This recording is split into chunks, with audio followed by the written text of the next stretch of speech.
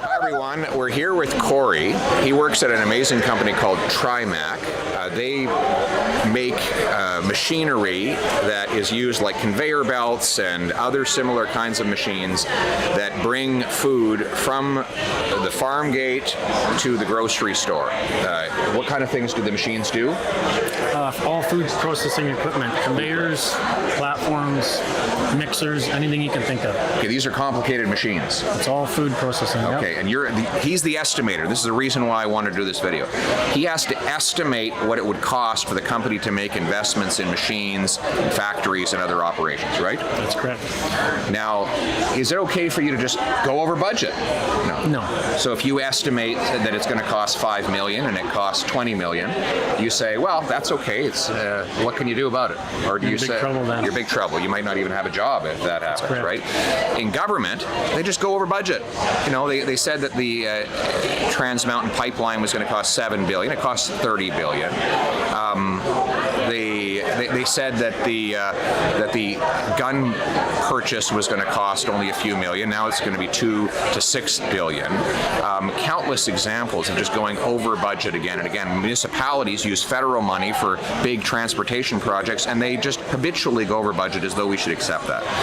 Enough. We need to bring in this kind of common sense where we set a budget and we stick to it. We did that under the previous Conservative government. We funded 23,500 infrastructure projects, roads, bridges, transit, and guess what?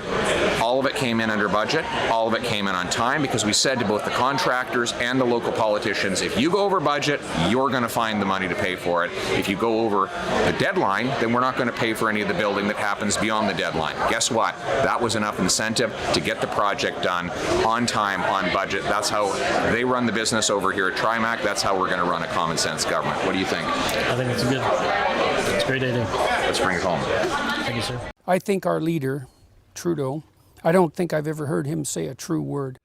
Everyone has an opinion about Canadian federal politics. I know this place is where I am. Check this out. I am joined once again by the leader of the official opposition and the leader of the Conservative Party of Canada, Pierre Poilievre. Welcome back to the show. Great to be with you, and Merry Christmas to you and your viewers. Yeah, Merry Christmas to you too. Before we get started, I just want to set the table for our conversations. Canadians are very familiar with your messaging, and obviously it's working for you. You're enjoying a 20-point lead in the polls. But what I'm not familiar with, what Canadians aren't as familiar with, is your relationship with the incoming President Donald Trump. How would you describe your relationship with him right now? Well, I don't have one right now because I'm not the Prime Minister. I've been very conscientious about putting the country first and avoiding dividing the message. So that said, I have the strength and the smarts to stand up for this country. And my message to incoming President Trump is that first and foremost, Canada will never be the 51st state of the U.S. We have a heroic history, a great people, and a very proud future ahead of us.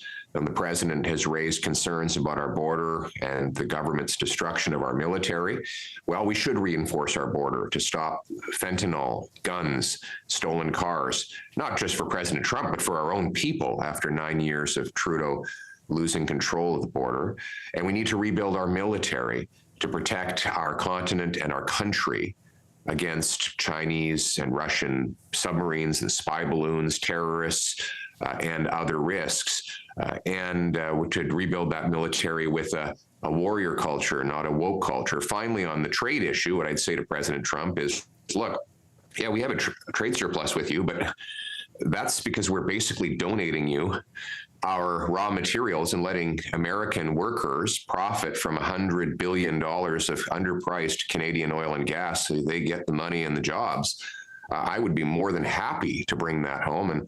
And that's why I will repeal all the insane anti-energy, anti-resource laws the NDP Liberals have passed so we can liquefy, upgrade, and transport our own natural resources and bring powerful paychecks home for our people. What would your approach then be, Mr. Poilievre? Would it be more like Premier Ford, who says, look, retaliatory measures, we're going to turn out the lights if you can't negotiate with us fairly? Or would it be more like Premier Smith, who's saying, look, whatever you need at the borders, we'll even make our own security team if it will help with tariffs? Which approach seems more fitting with yourself? Look, President Trump is a deal maker. He's became a highly successful billionaire in the most ruthless real estate market in the world, New York. So he wants a deal, and my belief is that he wants America to win. There's no question. But I want to show him that Canada can win at the same time. He will put America first. I will put Canada first, which is new and different. And I believe that we have overlapping interests and values. And I can say to the president, look, if we get richer in Canada because of our trade with you, we'll have a bigger, stronger military that protects your northern flank. We'll buy more of your goods, and we'll supply you with the strategic minerals you need to secure America. So in other words, we can both put our respective and separate countries first while ensuring that both sides of the border win big. I know you value common sense with the Conservatives. Common sense, if you're looking south of the border, would say maybe don't put 25% tariffs on your largest trading partner. That's right. Tell me That's more. not common sense. Yeah, so tell me more again about this common sense of the Conservative versus America first. Like I said, I'm Canada first. I'm going to be fighting for our country. And that includes things I will do here. You know what else doesn't make sense? The tariff that Trudeau and the NDP Liberals are imposing on Canada. Called the carbon tax. They plan to quadruple it to 61 cents a liter. Can you imagine Donald Trump sitting in the Oval Office calling our businesses saying, hey, you want to get out of this carbon tax? Drive 50 kilometers to the south. You can work and drive your trucks and operate your factories with no carbon tax. And where other taxes are going down, it will be a large sucking sound of jobs and money leaving our country. That's why we need to axe the carbon tax. We need to cut other taxes, speed up permits, unleash mining, pipelines, and other major projects to bring home production and paychecks to Canada.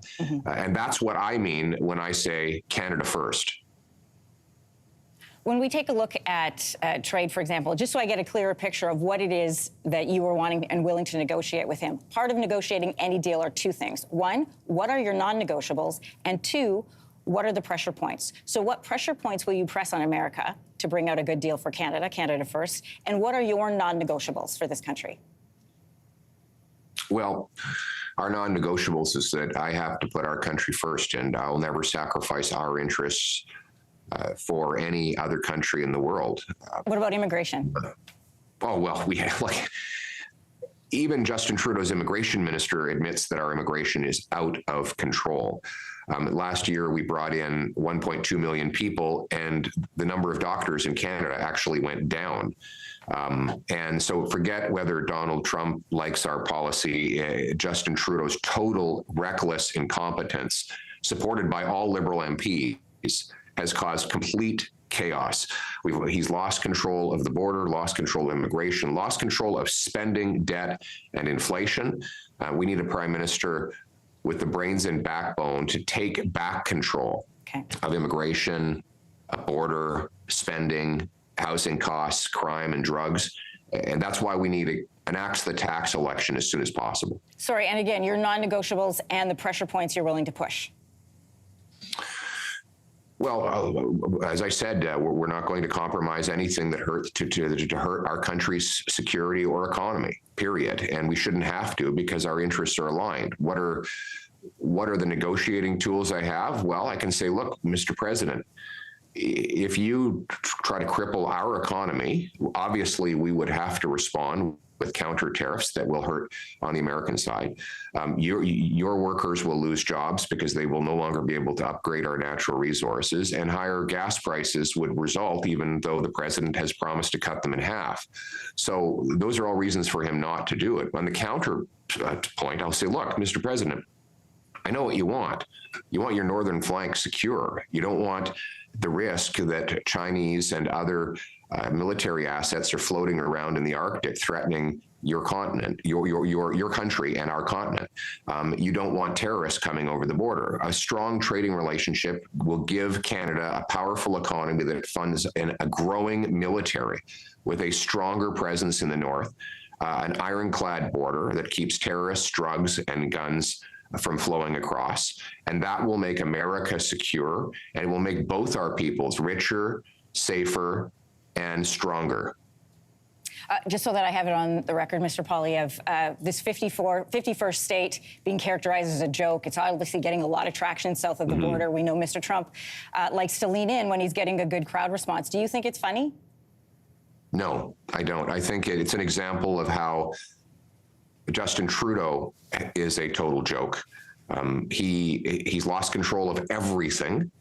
His deputy prime minister resigned moments before introducing her fall economic update. Yeah. The deficit is out of control. Our dollar is plunging to its lowest level in almost 2 decades. The gap between Canadian and American GDP is at its worst since World War II. And President Trump can smell weakness. So that's how he's been such a successful businessman. And he sees a weak, ridiculous prime minister who's lost control of his own cabinet and his country, and he's preying on that weakness. So that's exactly why we need a strong, smart leader who will put Canada first. Regardless of when an election happens next year, right now you are poised, at least in the polls, the ultimate poll, of course, being Election Day, but you are poised in the polls right now to become the next prime minister of this country. So from a potentially incoming prime minister to an incoming president, what is your direct message to Donald Trump? Well, one of the messages will be that the days of Canada enacting idiotic socialist economic policies that have driven $500 billion out of our country into the United States are over. I will be cutting taxes. I'll be axing the carbon tax. I will cut income tax, a tax on investment, energy, and making stuff in Canada. I will repeal the anti-resource law C-69 to unleash massive production of both our resources and the value-added jobs that go along with them. So we will, you will have a friendly neighbor to the north, President Trump, but you will also be facing a free enterprise Canada that is open for business, that is going to be fighting for jobs and opportunity on this side of the border. That is the new reality. We will have a prime minister who puts Canada first. All right. Well, if you don't have a relationship with him as of today, perhaps he sees this and one will get started. Pierre Poilievre, leader of the official opposition. I'm sure he's watching right now, and if so, I wish him, all Americans, and more importantly, all Canadians, including Santa Claus, who is Canadian, by the way, a great and very Merry Christmas. Merry Christmas to you too, Mr. Poilievre. Thanks so much for coming on. Good to have you here. Thank you. Aaron, Canadian Looney. Like, share, subscribe.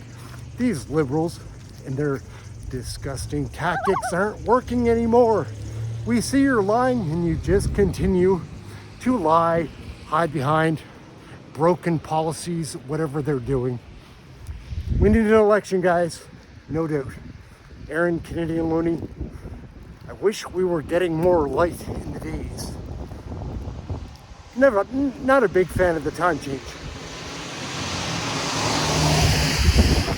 Anyhow, my name's Aaron, Canadian Looney. Like, share, subscribe. Catch you in the next video. Thank you for watching this one. They just keep lying. They just keep lying. Everyone has an opinion about Canadian federal politics.